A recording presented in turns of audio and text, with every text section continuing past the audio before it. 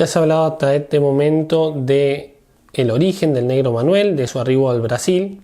Nos toca hablar en esta segunda charla de lo que sería su llegada al Río de la Plata, las circunstancias que rodean este hecho, su presencia al momento del milagro, la posible participación que habría tenido en el discernimiento del milagro mismo, y después cómo queda destinado a la custodia de la Virgen y cómo comienza el culto. Vamos a dividir entonces esta exposición en tres partes.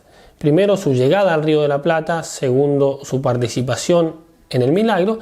Tercero, la imagen de la Virgen y el primer lugar de culto al que tuvo destinado como sacristán, podríamos decir, el negro Manuel. En primer lugar, entonces, la llegada a Buenos Aires. Estamos ubicados a principios del siglo XVII en el puerto de Buenos Aires, que a la sazón y desde 1617 era Capitanía General de la Gobernación del Río de la Plata y del Paraguay, pertenecía al Virreinato del Perú. Una cuestión peculiar era que desde 1595 el puerto de Buenos Aires era nominado puerto subsidiario por ordenanza real. Esto quería decir que no estaba habilitado para el comercio. Eso favoreció entonces el contrabando en toda esa zona, principalmente por su cercanía con el Brasil, por su cercanía relativa con el Alto Perú y con Chile y con el Paraguay, lo que le permitía ser una vía más veloz para acceder a esos lugares que otras vías. Eso entonces, como decimos, favoreció el contrabando de mercancías, el contrabando de esclavos negros, y es por esta vía de contrabando que habría llegado el negro Manuel en el mismo barco que traía la imagen de la Virgen de Luján. Este dato es interesante porque gracias a las actas del puerto relativas a eso tenemos información sobre la llegada del negro Manuel, sobre el probabilísimo barco en el que vino. Bien, entonces, ¿cuál es la fecha de arribo de la imagen del negro Manuel? De la Virgen de Luján y del negro Manuel a estas tierras de Argentina. Bien, siguiendo el consejo de Durán, el autor del libro que estamos siguiendo, nos conviene ir a las crónicas lujanenses para ver qué dicen sobre este hecho. Vamos a ver qué dice la relación de Pedro Nolasco de Santa María. Es una relación de 1735, poco más de 100 años luego del milagro. Y la relación de el presbítero Felipe Maqueda de 1812, 100 años posterior aún. Pedro Nolasco dice así: «Háceme pedido certifique lo que supiere en orden al origen y milagros de la milagrosa imagen de Nuestra Señora de Luján. Y por lo que mira al origen, certifico haber oído al difunto mi padre, a mi bisabuela y a otras personas del pago de Luján, que individualmente no me acuerdo, que en aquel tiempo en que el reino de Portugal y el de Castilla se gobernaban por una sola corona, y en cuyo tiempo nació dicho mi padre, con el mucho comercio que esta ciudad tenía con el Brasil, un portugués vecino de Córdoba, que fundó la hacienda de Sumampa, pidió a un paisano suyo le trajese del Brasil una imagen pequeña de la Concepción para colocar en una capilla que estaba fabricando en dicha su hacienda, y que con este encargue le remitieron a un mismo tiempo dos, las cuales encajonadas cargó en su carretón, y llegando al río de Luján hizo noche en lo de un paisano suyo llamado Fulano Rosendo». Hasta acá la relación de Fray Pedro Nolasco. Ahora vamos a referirnos a la relación de Maqueda, que amplía con algunos detalles, pero ofrece el mismo contenido sustancial. Dice así: «En aquel tiempo en que el reino de Portugal estaba pacíficamente sujeto a la corona de Castilla, por cuyo motivo portugueses y castellanos comerciaban entre sí libremente, como vasallos de un mismo soberano, y según el mejor cómputo que puede conjeturarse por los años de 1630, cierto portugués, cuyo nombre se ignora pero se sabe fue vecino de la ciudad de Córdoba del Tucumán y asentado en el pago de Sumampa, por no carecer de misa principalmente en los días festivos en su hacienda, que dista de Córdoba a 40 leguas, designó a un paisano suyo le mandase del Brasil un bulto o simulacro de Nuestra Señora en el misterio de su Inmaculada Concepción, para colocarlo en dicha capilla que ya estaba fabricando. En virtud de este encargo, se le remitieron desde el Brasil no uno solo, sino 2 imágenes o simulacros de la Concepción, para que cogiese el que mejor le pareciese. Vinieron ambos bien acondicionados, cada uno en su cajón aparte, porque como eran de barro cocido, no tuviesen alguna quiebra. El que trajo el encargo de estos cajones era también portugués, y como quieren algunos, capitán de navío, y habiendo llegado con felicidad al puerto de Buenos Aires, los acomodó a entre ambos en un mismo carretón, y personalmente lo conduce hasta la estancia de Rosendo Oramas, cita 5 leguas más allá de lo que ahora es la villa de Luján, y aquí paró e hizo noche. Bien, ambas crónicas entonces, ambas relaciones coinciden en el marco histórico, el periodo de unidad entre Portugal y Castilla, que podemos ubicarlo ampliamente, es durante el reinado de Felipe II, entre los años 1580 y 1640. Pero Maqueda arriesga la fecha de 1630, que hoy tenemos, gracias a otras investigaciones, por la más probable. En efecto, sabemos por los estudios hechos sobre los registros del puerto que en 1630 arribó desde Pernambuco, desde el Brasil, el principal lugar desde donde venía la mercancía de contrabando a Buenos Aires. Desde allí arribó un patache, una suerte de carabela, un barco de pequeña eslora, es decir, para poder navegar en aguas poco profundas.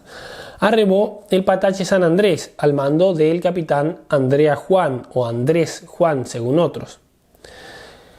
La embarcación fue revisada, requisada y la mercancía fue decomisada porque, como hemos dicho, no había permiso para entrar mercancía por ese puerto y el barco no contaba con la autorización real. Tenemos un acta del registro del puerto de ese año en el que se describe, se deja por sentado lo que entró de tributo, de impuestos a la caja del Tesoro Real en Buenos Aires por la subasta de las mercancías que habría traído este barco. Es interesante leerlo. Dice así: en 20 de mayo de 1630 años entró en esta real caja Diego Pérez Moreno 49 pesos y 6 reales por los derechos del Real Almojarifazgo, que es una suerte de impuesto, y alcabala de 522 pesos, es decir, el tributo pagado por la ganancia de la subasta, que montó el remate de las mercaderías y géneros que en él se hizo, que el señor gobernador y jueces oficiales reales condenaron por perdidas a Andrea Juan, maestre del patache San Andrés, que vino de aviso del puerto de Pernambuco y surgió en 21 de marzo de este año. Bien, entonces conocemos la fecha de ingreso de este navío al puerto de Buenos Aires, 21 de marzo de 1630. Por otros datos conocemos la tripulación de este barco: el maestre Andrés Juan, portugués; Baltasar Díez, contramaestre; luego nombra a varios marineros, grumetes, y al final nombra a un tal Manuel Muchacho Paje. Entonces es muy probable que este Manuel Muchacho Paje fuera nuestro negro Manuel, que perteneciera, como se supone y consta, al capitán Andrea Juan. Y la misma crónica de Maqueda, que hemos citado más arriba, dice que el negrito había venido del Brasil con su amo, conductor de las imágenes.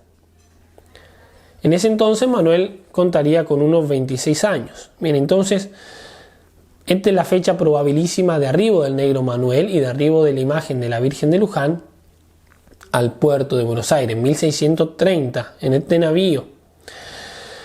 Y vale en este momento la pena destacar otro personaje que va a ser muy importante, que es el capitán Bernabé González Filiano. ¿Quién era este hombre? Era un vecino, un portugués, vecino de Buenos Aires, amigo del capitán Andrea Juan. De hecho, el capitán Andrea Juan va a ser su primer argumento en favor de este tal Bernabé Filiano, González Filiano. Y fue este personaje el que hizo de fiador delante de las autoridades de Buenos Aires para que la tripulación de este navío pudiera quedar en libertad. Y esto es lo que le va a permitir a Andrea Juan proseguir su viaje a Sumampa con las imágenes. En segundo lugar, este Bernabé González Filiano fue el primer amo del Negro Manuel. Es probabilísimo que lo haya comprado al capitán Andrea Juan en el mismo puerto, porque al momento del milagro el Negro Manuel ya era de su propiedad. Y en acta de 1645, en un inventario de los bienes de este hombre, figuran varios esclavos de nombre Manuel. Y en tercer lugar, este hombre, Bernabé González Filiano, era el administrador de la estancia de su hijastro, Diego Rosendo de Trigueros, el fulano Rosendo que nombra Pedro Nolasco. Era entonces el administrador de la estancia en donde se van a detener las carretas en el viaje a Sumampa.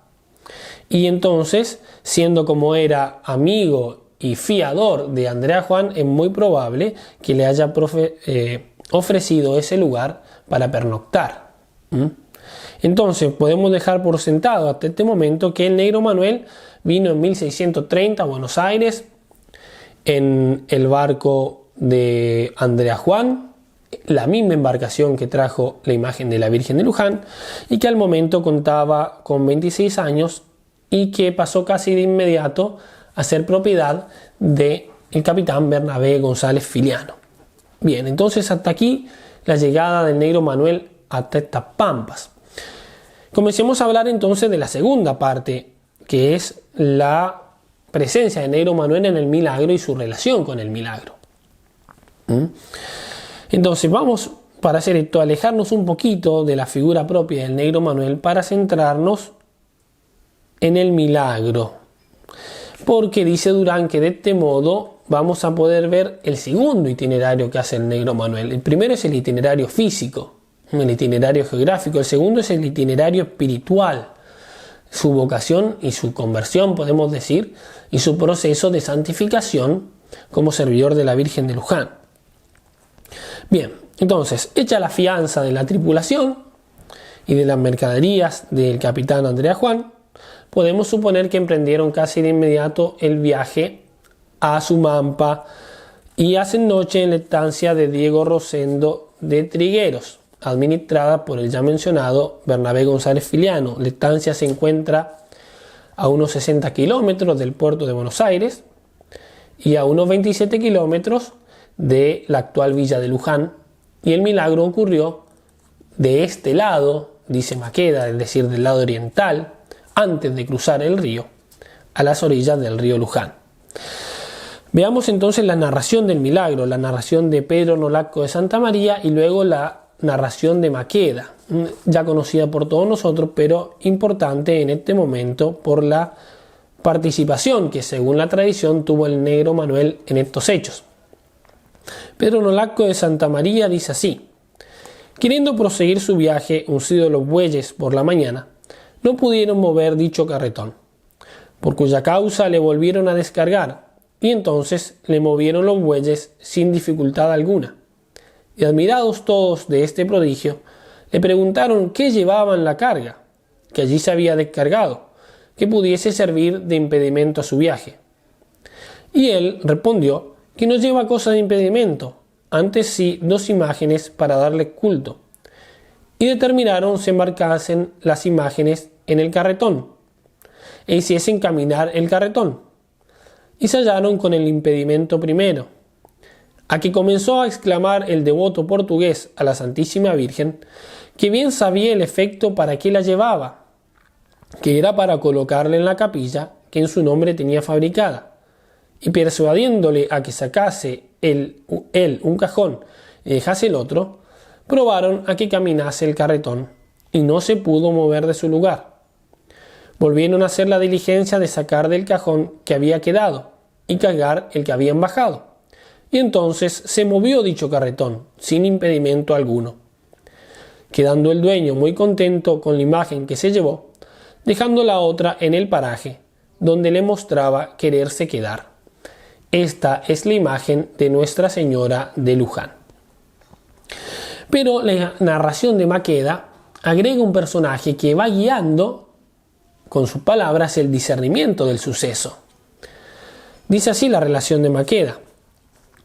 Al día siguiente por la mañana trató de proseguir su viaje para Córdoba y su meta, pero sucedió que unidos ya al carretón los bueyes, por más que le tiraban, no podían moverle ni un paso. Admirados de la novedad, los circundantes le preguntaron qué carga traía, y respondió que la misma de los días antecedentes, en que habían andado sin la menor dificultad, por no ser muy pesada. Y pasando a individualizarla, añadió y dijo: vienen aquí también 2 cajones con 2 bultos de la Virgen, que traigo recomendados para la capilla nueva de Sumampa. Discurriendo en tan extraña novedad algún misterio, uno de los que estaban presentes, quizá no sin inspiración divina, dijo: Señor, saque del carretón uno de estos cajones y observemos si camina. Así se hizo, pero en vano, porque por más que tiraban los bueyes, el carretón estaba inmovilizado. Truéquese pues los cajones, replicó él mismo.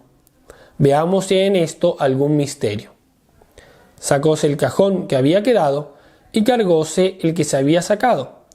Y luego, sin más estímulo, tiraron los bueyes y movióse sin más dificultad el carretón. Desde luego entendieron todos ser particular disposición de la divina providencia, que la imagen de la Virgen encerrada en aquel cajón se quedase en aquel paraje, como en efecto se quedó, prosiguiendo la otra a su destino. Y según la tradición popular habría sido el mismísimo negro Manuel quien por inspiración celestial habría percibido el trasfondo milagroso de los sucesos, de la situación, y aconsejado el discernimiento, sacar un cajón, probar con el otro, a ver si era que había allí algo milagroso. Pero más allá de la falta de certeza, si fue el negro Manuel o no quien habla aquí, lo que es cierto y en lo que concuerdan todos los historiadores es que el negro Manuel estaba de hecho presente en el milagro. Sea que fuere aún propiedad del capitán Andrea Juan, sea que hubiera ya pasado a manos de Bernabé González Filiano, como es probabilísimo y casi seguro por un posterior litigio del que luego se hablará. Lo cierto es que Manuel Costa de los Ríos, en nuestro negrito Manuel, presenció el milagro personalmente. Entonces los portadores deciden dejar en ese lugar la imagen de Luján, continuar viaje a Sumampa. Y es aquí, en este momento, que las relaciones, tanto la de Pedro Nolasco de Santa María como la de Felipe Maqueda, nombran por primera vez al negro Manuel. No menciona Pedro Nolasco ni su edad ni su procedencia. Solamente menciona el oficio que él realizaría en favor de la imagen. Dice así, hablando de la imagen que se quedó: esta es la imagen de Nuestra Señora de Luján, que estuvo muchos años en lo de dicho Rosendo, en un oratorio muy corto y muy venerado en todo el pago. Y dicho Rosendo dedicó un negro llamado Manuel al culto de la Virgen, quien cuidaba de la lámpara de dicha señora que incesantemente ardía. Maqueda va a ampliar esta información con algún dato respecto de la edad y del origen del negro Manuel, que por posteriores estudios y documentos que luego se encontraron sabemos que son datos erróneos. Pero lo importante es que viene nombrado aquí el negro Manuel como el personaje que se queda a servir a la Virgen de Luján. No mucho después, dice Maqueda, a corta distancia de la casa de dicho Rosendo, se levantó una pequeña capilla y se destinó un negrito de poco más de 8 años llamado Manuel, natural de Angola, de rara candidez y simplicidad, para que cuidara del culto de la santa imagen. Había venido este negro del Brasil con su amo, conductor que fue de las sagradas imágenes. Sabemos hoy que el negro Manuel no contaba 8, sino 26 años. Recordemos que lo hemos identificado con un paje de barco y que era natural de Costa de los Ríos, en Cabo Verde, unas islas al oeste de África y no de Angola. Pero un dato preciso e importante que añade Maqueda es el referido a la propiedad del negro. ¿A quién pertenecía el negro Manuel?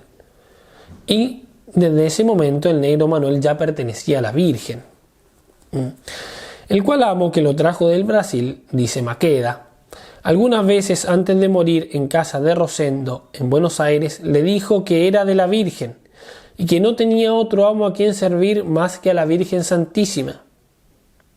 De facto se aplicaba este negro con tanta solicitud al culto de la Divina Señora, que nunca tenía su imagen sin luz, y con el cebo de las velas que ardían en su presencia, hacía prodigiosas curaciones en varios enfermos que de partes diferentes concurrían a la capilla. Por muerte de Rosendo Ramas y por los atrasos de su estancia, vino a quedar la capilla de la Virgen así en despoblado, aunque el negrito Manuel nunca la desamparó. Él era el que cuidaba de su limpieza y aseo, y de buscar y tener siempre velas encendidas ante la sagrada imagen. Bien, ¿cómo vino entonces el negro Manuel a ser propiedad de la Virgen? Porque pocos momentos antes del milagro pertenecía a Bernabé González Filiano, que lo habría comprado en el puerto al capitán Andrea Juan. Otro autor, Presas, lo explica así. Es muy posible, dice, que al poco tiempo de producirse el milagro, tanto el dicho conductor de las imágenes, el capitán Andrea Juan, como Bernabé González Filianos y el joven Diego Rosendo, el dueño de la estancia, entablaran amistosamente conversación de cómo dejar al servicio de la Virgen Santísima a dicho negro, emocionados por el portento y convencidos de la verdadera devoción del negro a Nuestra Señora. Bien, entonces, el negro Manuel queda en la estancia de Diego Rosendo de Trigueros, estancia que ya hemos dicho que administraba Bernabé González Filiano, hasta ese momento el dueño del negro Manuel, y que le fue encomendada la particular tarea de atender, cuidar la imagen milagrosa de Nuestra Señora de Luján. Bien, y en este momento va a comenzar, luego del milagro, también la veneración y la difusión del culto a la Virgen de Luján.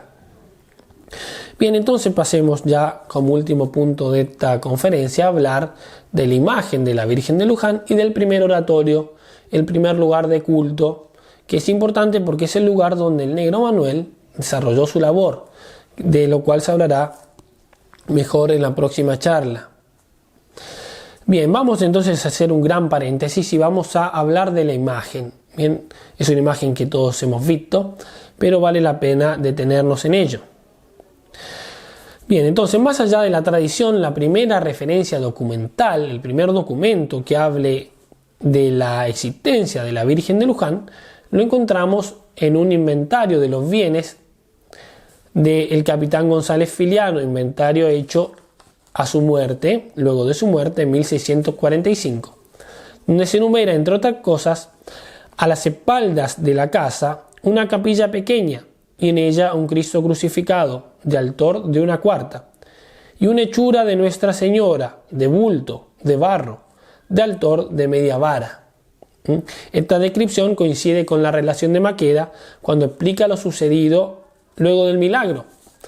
Dice Maqueda así: abrióse el cajón y encontróse un bulto de la Purísima Concepción de media vara de alto, imagen hermosísima de la Virgen, con las manos juntas ante el pecho y el ropaje estofado de la misma materia. Creo que vale la pena traer a colación una extensa, aunque exacta y minuciosa descripción que de la imagen hace el padre Jorge María Salver. La leo, es bastante larga, todos conocemos la imagen, pero me parece que vale la pena escuchar esta descripción. Dice así el padre Jorge María Salver: es pequeña en altura, mide unas 17 pulgadas, con esta particularidad de la pequeñez en tantas y afamadas imágenes que se veneran en los más célebres santuarios del mundo, nos enseña la divina sabiduría que, a fin de confundir la humana soberbia, suele elegir su mano poderosa instrumentos al parecer humildes y pequeños, con los cuales sobran no obstante las más grandes maravillas. Es el mismo argumento que usa San Juan de la Cruz al hablar de las imágenes, cómo Dios obra maravillas y particular en milagro a través de imágenes que no son las más preciosas, para que uno pueda trascender la devoción más allá de la imagen e ir a lo que ella representa.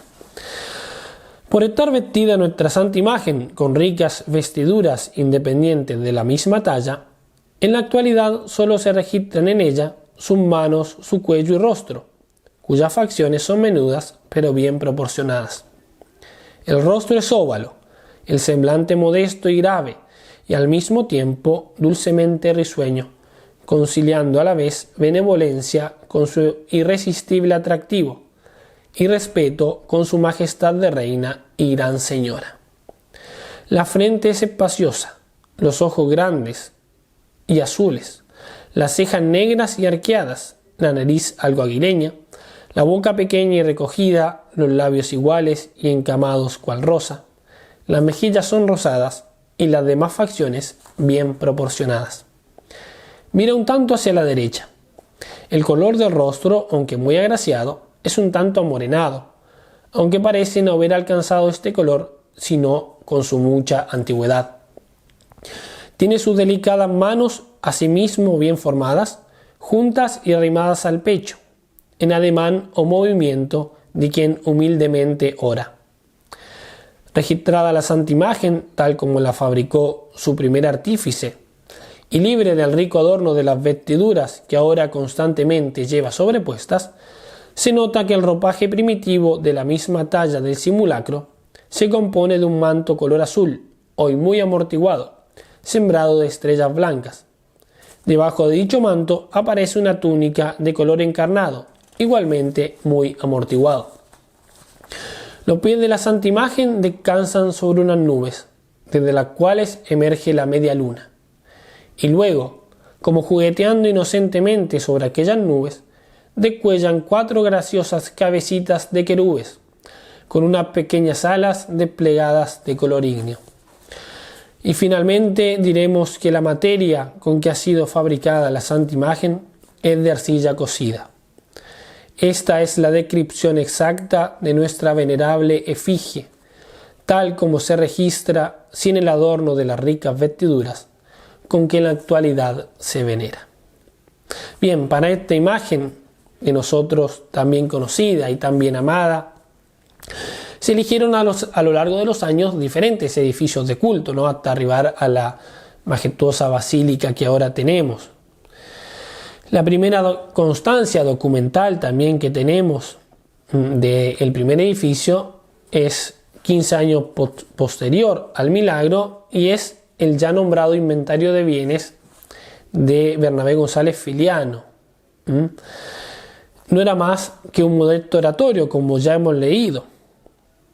En la estancia había una casa de vivienda, sala con 2 aposentos, y a las espaldas de la casa una capilla pequeña y en ella un Cristo crucificado de altor de 1/4 y una hechura de Nuestra Señora de bulto de barro de altor de media vara.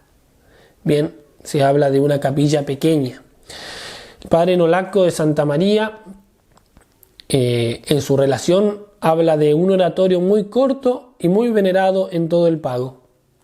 Y es en este oratorio que la imagen se va a quedar custodiada por el negro Manuel, que en la práctica se desempeña como sacristán, cuidando del culto, cuidando de la lámpara, toda esta es información que vendrá ampliada después.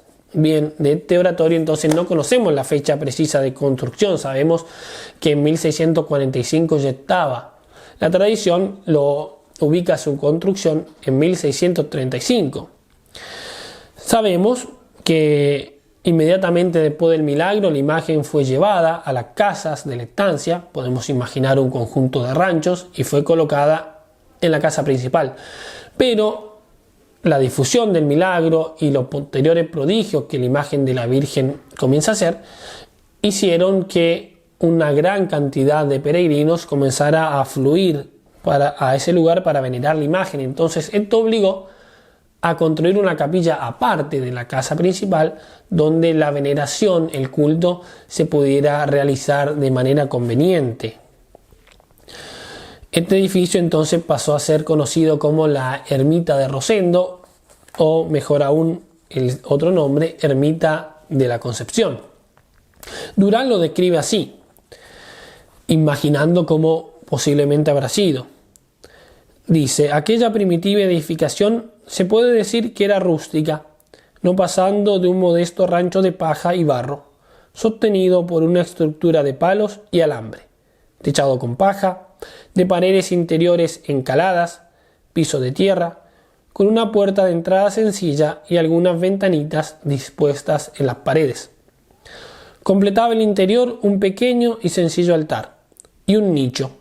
Arriba del mismo, contemplaba el interior un pequeño y sencillo altar y un nicho arriba del mismo, donde estaba colocada la santa imagen, iluminada por una lámpara alimentada con sebo. Además, en un lugar destacado, el Cristo crucificado, mencionado en el inventario de la estancia. Bien, entonces va a ser en este lugar donde el negro Manuel va a recibir a los peregrinos, donde les contaría los sucesos del milagro, les narraría además otros prodigios hechos por la Virgen. Y acá en este lugar comienza a desarrollarse lo que podemos llamar la vocación del negro Manuel, porque es este trato asiduo y personal muy particular con la imagen de Nuestra Señora de Luján y por lo tanto con la Virgen Santísima, lo que va a ser el camino de santificación del negro Manuel. Por eso quería terminar esta parte de este congreso con una palabra del Padre Salver sobre el negro Manuel que pueden introducirnos bien para la siguiente conferencia, que sin duda es la más importante de la historia del negro Manuel por todo lo que hemos dicho de su vocación. Y son una palabra del Padre Salver que nos transmite a este punto nuestro autor que estamos siguiendo, Durán, que hablan justamente del trato del negro Manuel con la imagen de Luján. Desde el día del milagro, dice Salver, el candoroso Manuel se enamoró exclusivamente de la santa imagen y muy gustoso quedó allí de asiento para servirla y obsequiarla con toda prolijidad y esmero. Todo su cuidado era su aseo y decencia de su altarcito.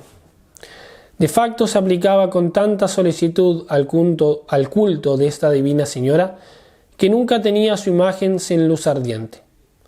Se manifestaba extremoso en la guardia y custodia de ella. Había puesto en ella todo su corazón, porque en ella tenía su tesoro y su verdadera dueña. A ella había sido donado por esclavo, y él entendía perfectamente lo que importaba una tal donación, y se reconocía por el verdadero esclavo de la Virgen de Luján. Así permaneció unos 40 años, sirviendo con suma paz y alegría a su única y bien amada patrona. Y Dios, que suele mirar con amor a las almas sencillas, colmándola de favores, le hizo experimentar en aquella pequeña ermita inefables consuelos.